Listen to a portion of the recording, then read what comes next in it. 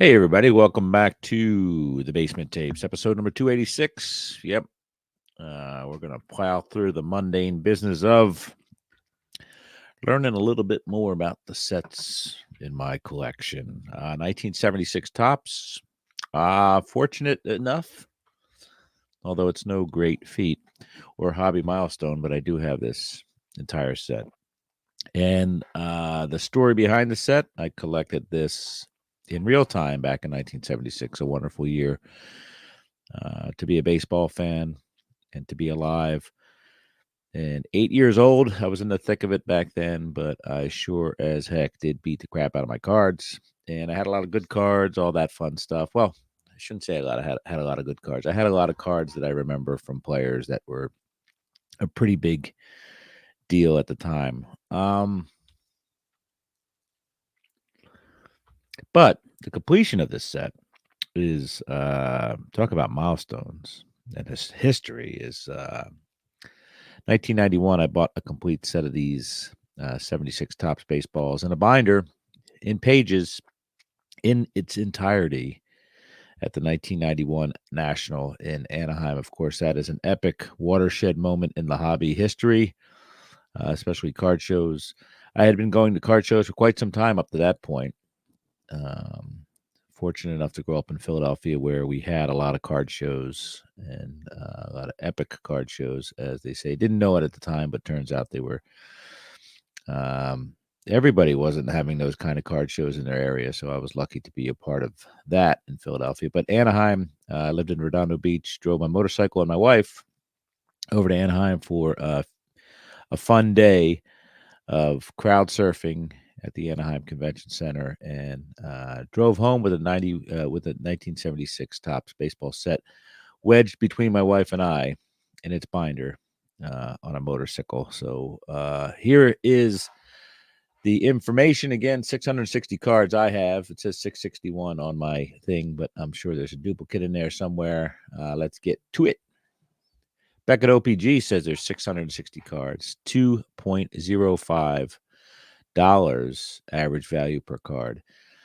$1,355.25 is the total value. 69 rookie cards in there. A set of these will cost you between $400 and $1,000. I paid. It's still on the binder. I paid. I think. Well, I don't know what I paid, but it said listed at $275 back then. So,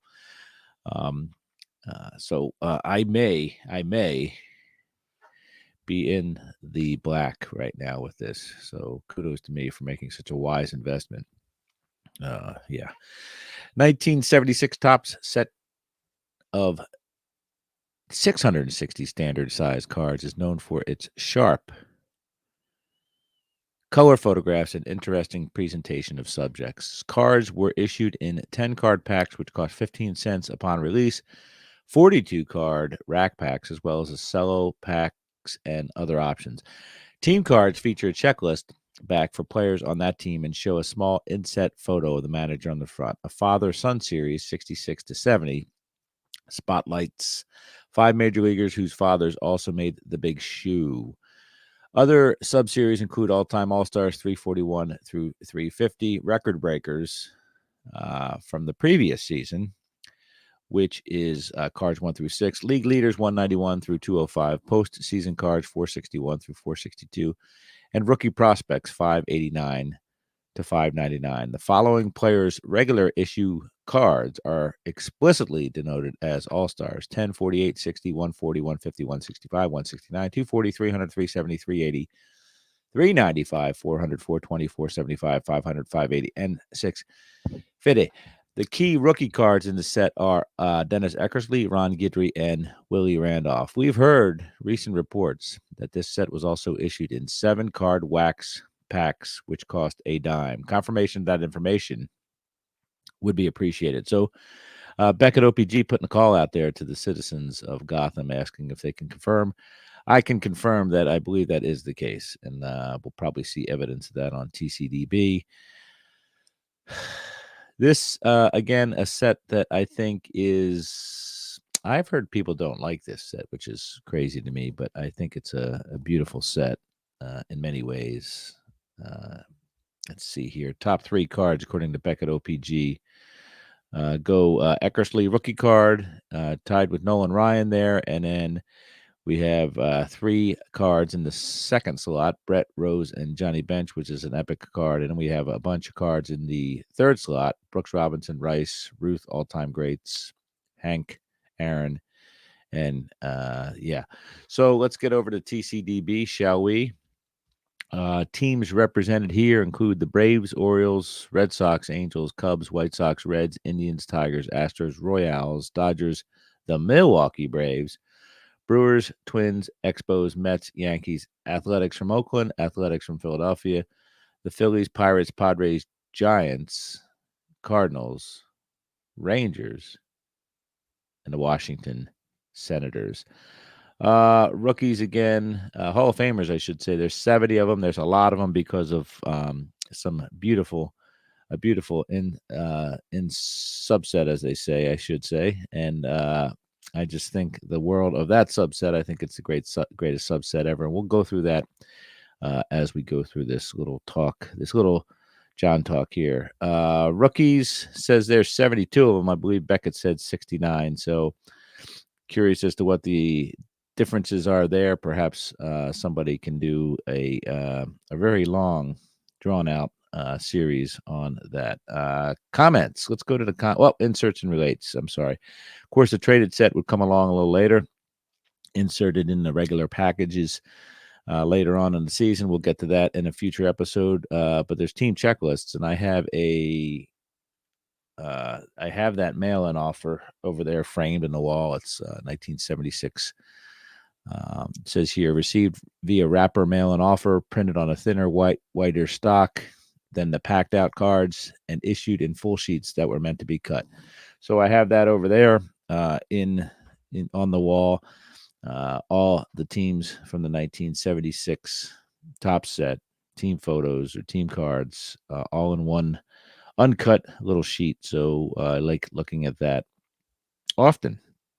Packaging. Let's look at this right off the bat here. We have a 10-cent wax box. So that's the 10 cents for 7 cards that Beckett was looking for confirmation. And if this doesn't confirm it, Beckett, certainly don't know what will. It looks like Brooks Robinson there is batting left-handed.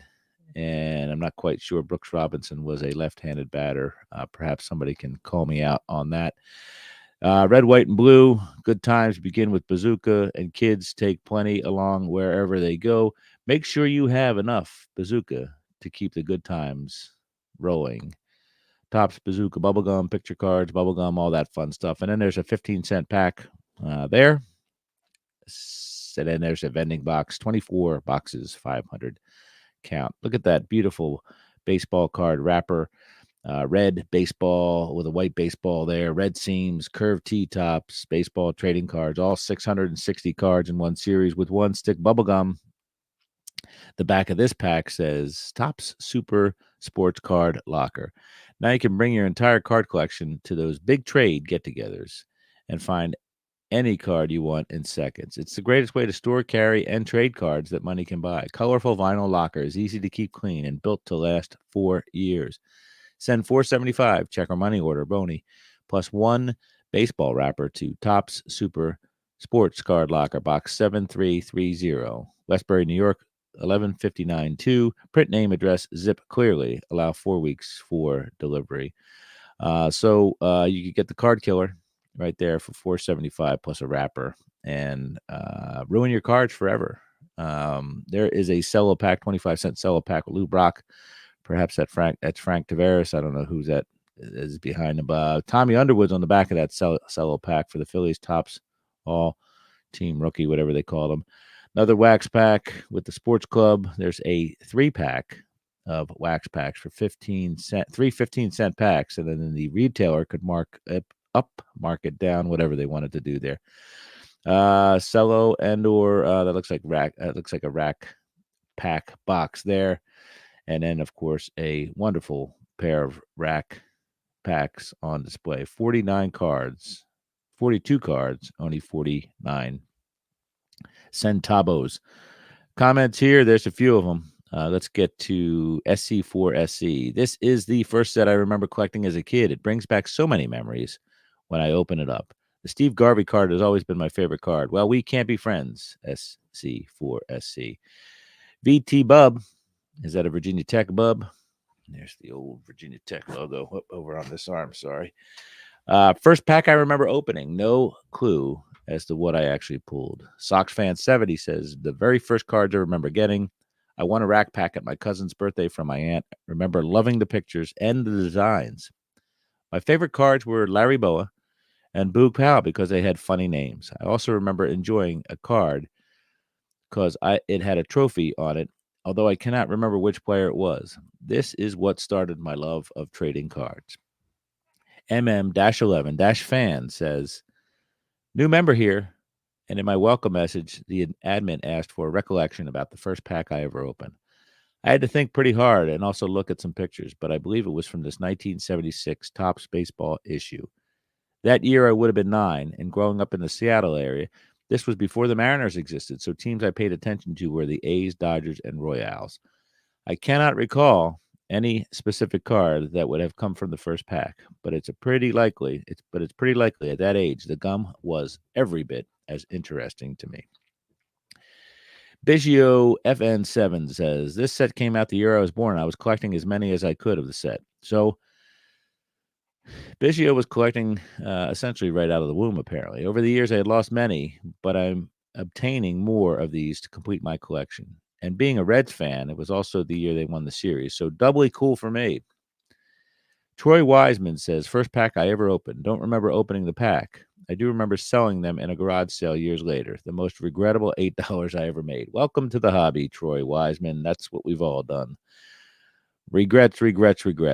We've had a few. BK2965 says, hello all. Are there any 1976 Topps baseball cards that have no statistics on the back of the card? If so, any added value? Thanks. Called blankbacks there, buddy, and they happened naturally, and they happened in the promo end of things as well. So let's get to the sell sheets and ads. There it is, 1976 baseball. Baseball is now 10 cents again, so it's got to sell faster. Make sure you keep backup stock on hand. So there's your confirmation of 10-cent wax packs. Everybody is on board except for Beckett, who still wants confirmation, apparently. Let's get to trivia. The trivia here says wax pack. It says wax,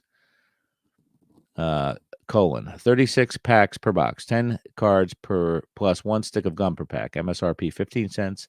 Mini wax, 36 packs per box, 7 cards plus 1 stick of gum per pack. MSRP 10 cents. Cellos, 24 packs per box, 24 cards plus 1 stick of gum per pack. MSRP is 25 cents. Racks, 24 packs per box, 42 cards per pack. MSRP 49 cents. Vending boxes, 500 per box, 24 boxes per case. And then it says here the team cards for the Oakland, number 2, 421, and San Francisco, 443, do not have managers. Each team made a managerial change prior to the 1976 season. I'm a little flummoxed by the math here. You could buy 2 cello packs for 50 cents and get 48 cards, or you can buy a 42 card rack pack for 49 cents. So for a penny more, you get 6 more cards out of a double cello pack. It reminds me back in the day with Burger King when the cost of a double cheeseburger was more than the cost of 2 cheeseburgers. So I would buy 2 cheeseburgers, get an extra set of buns, as they say, for cheaper than it cost for 1 double cheeseburger. So a lot of math there going into both your card purchasing back in the day as well as my Burger King eating. Let's get to the gallery, shall we? Wonderful cars. We lead off with the with the 75 record breakers. You have Hank Aaron runs batted in, Bobby Bonds, most leadoff homers, as well as most years of a 30-30 situation with 3. Mickey Lolich, briefly the all-time greatest left-handed strikeout pitcher. That would change thanks to Steve Carlton. Davey Lopes, most consecutive stolen base attempts. He's plowing into Felix Millan back there. I believe that's Felix. Tom Seaver, most consecutive 200 or more strikeout seasons with 8. And then Rennie Stennett had 7 hits in a 9-inning game. That was always a mythical thing. Back in the day, he had a double, a single, a single, a double, a single, a single, and a triple. So he hit a inning 1. He had 2 hits. Rick Ruschel, and then he got 3 consecutive hits off of De Torre. So 2 hits in 1 inning, a hit in the third, a hit in the fifth off of De Torre, and then Zamora comes in and gives up 2 singles, 1 in the fifth and 1 in the seventh, and then brother Paul Ruschel gives up a triple. So the Ruschel brothers give up, as they say, 5 total bases to Rennie Stennett back then. So Tito Fuentes rocking the headband in the free world. Lou Brock, all-star right there. You can see what's going on there. You saw that on the back of that, or on the front of that cello pack. Let's go around here. We see team card with manager Earl Weaver. Back when team cards were pretty awesome. There's Oscar Gamble swinging as an Indian. Of course, he played in 76. He played in New York. So fake news there.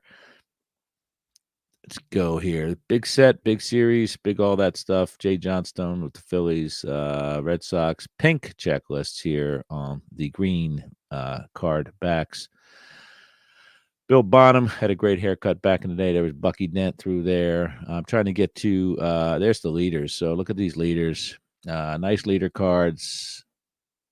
Maybe not too aesthetically pleasing, but I certainly do. I do recall these and enjoy them. You had a horizontal one there with the AL home running leaders because we had a tie for first place. But all the player cards, the base cards, are portrait style, and then there's some shenanigans with horizontal landscape with teams, with playoffs, and with some of your leader cards here as well as another subset, which is the father-son dealio.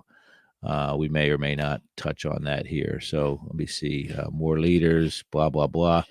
Want to get to some of these really, really, really good cards in here because, like I said, there's a subset in here that is absolutely phenomenal. You guys know that because you are baseball card collectors. There's Lyman Bostic, tragedy, in-season tragedy there. I always liked Lyman Bostic, of course. I think he would have been a heck of a ball player, and I think he was a great human being, too, from what I have read. Andy Messersmith, he is nicknamed Bluto, and he was a big player in the mid-'70s, both on and off the field with the various baseball free agent shenanigans. There's Nolan Ryan there looking passive in the dugout. Steve Carlton, blah, blah, blah. Let's get to, I think I just glossed right over these cards right here. So Sporting News all-time all-stars, there's Lou Gehrig, black and white photographs here, and you have the career statistics of the greats. So they deemed Lou Gehrig to be the all-time first baseman, Rogers Hornsby the second baseman, Pie Traynor the third baseman, and Honus Wagner the shortstopian. Babe Ruth out there in the outfield, Ty Cobb, one of my favorite photos of baseball history right there.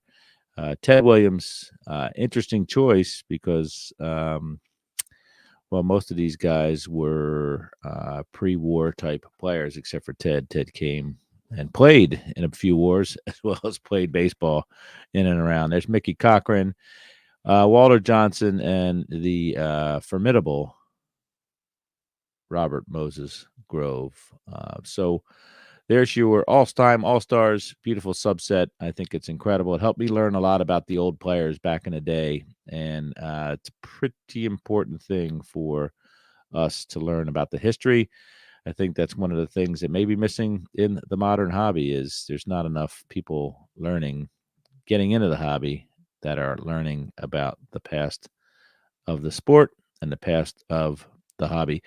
Here's the championship game. They kind of short-armed this in the championship series. There's Louis Tiant, and then there's Tony Perez and Johnny Bench giving a dap perhaps in front of a pitcher, an unknown pitcher, Gary Nolan. I don't know who the heck that is. But the World Series there has the Reds and the Red Sox, which was fun. And they sort of kind of missed an opportunity there to highlight the Carlton Fisk late night home run, foul pole wraparound dealio there because it looks like every one of these pictures was taken at Three Rivers Stadium for whatever reason. So anyway, that would have been a great card now if you had seen Carlton Fisk going down the first baseline, waving his ball fair and all that stuff. So it has there's Mike Schmidt in his glorious white cleats from the 1975 season, and always liked that card. Yeah, it's got everything every other 70s set would have, and then more. We learned the father-son cards, which I don't quite know where they are fun because it also, for the third year in a row, depicts real live old baseball cards from the fathers of current major leaguers, such as Ray Boone and Jim Hegan and Joe Coleman and Roy Smalley. And 74, of course, we had Hank Aaron's career retrospective in cards. 75, we had the MVPs. So we saw the old cards there. And for the third year in a row, 1976, we get to see some old cards from back in the day, which titillated this young boy and really set my imagination off as to what may be out there. Here's the four banger rookie cards, of course. And if you were prospecting back then, not quite sure how you would have done on the Sid Manji, Art D. Philippus, Randy Lurch, and Steve Barr hoarding of cards, but they're there. And anyway, 76 Topps Baseball, one of my favorite sets. The backs of them are perhaps the backs are a little bit too dark for some people, but they are wonderful, a wonderful depiction of the era. There's Bruce Bochy. We can read from the back of his card if you want. Says here he's card number 637. We have a baseball, we have a bat, all sorts of fun stuff to remind you of why you're there. Bruce Bochy, outfielder / first baseman, California. Height 6'3", weight 195. Bats left, throws left. Drafted by the Angels, number 2, June 1972. Acquired via draft. Born 11/12/52, Pasadena, California. His home is in Arcadia, California. And it shows his complete major and minor league batting record. William Taylor won 43 games in 1884, 25 with St. Louis of the Union Association, and 18 with Philadelphia of the American Association. So there's some trivia or facts being laid on the back of these cards. Bill Mad Dog Madlock. It has a little bio of him instead of a cartoon. It says Bill was NL's leading hitter last season, co-winner of MVP award in 1975 All-Star Game with Mets Madlock. So all sorts of different stuff happening on the back there. Bio information, mostly cartoons, it looks like. I don't know why Bill Madlock is so special, but he does get a little blurb written about him. Ed Armbruster as well. I believe Ed was from the Bahamas. Yep, that's how we learned about stuff back then, folks. What the heck was Nassau, Bahamas? Well, I learned that was where Ed Armbruster was from in real time back in 1976. Look at the Chicago White Sox there, just casually chilling in the stands of Comiskey. Wonderful team photo. One of those things that's severely lacking in today's sets. There's Jerry Johnson. He's wearing his rubber jacket. Up to no good. And Davey Lopes is card number 6660, Mr. Irrelevant, second baseman. These little caricatures there depicting the positions are pretty fun. A unique part of this set, if you're a left-handed pitcher, your card would have a pitcher turned the other way. Mike Norris, of course, is right-handed. So he was a right-handed pitcher, but always liked the little icons, avatars, whatever you guys wanted to call them, at the bottom left of these cards. In this set, you can see right there, Rich Folkers, he has a left-handed pitcher at the bottom depicting that. Joe LaHood is a designated hitter, and he is just swinging a bat in his picture. So anyway, that's the 1976 Topps Baseball, a set near and dear to my heart, and quite collectible, and probably so because it doesn't have a lot of big rookie cards in it and stuff like that. So if you want something from the 70s, this might be one of your better stabs at getting completion or perhaps buying it in whole. But if you do buy it in whole, please take the time to go through page by page or card by card, because putting these cards in your memory is what it's all about. So anyway, that's it. Basement Tapes number 286. Thanks for tuning in, and we'll see you guys on the other side.